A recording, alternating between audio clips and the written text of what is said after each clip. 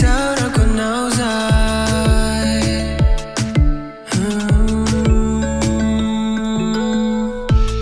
Ny loza maro tsy tahisa narovanao tamizany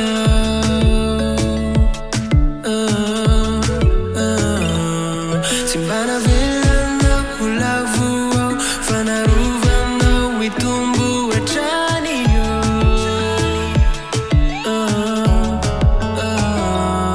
Ka mba zava-tsotrao ny haiko mandrapahitako anao.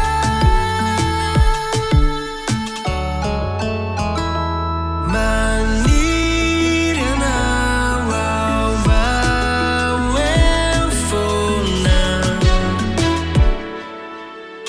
Ny fisiko aminy izay karazam-piainanao fa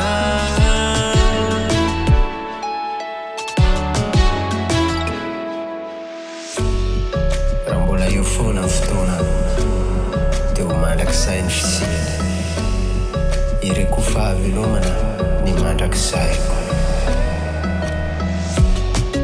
dia ho tsara lavitra ny fanantenana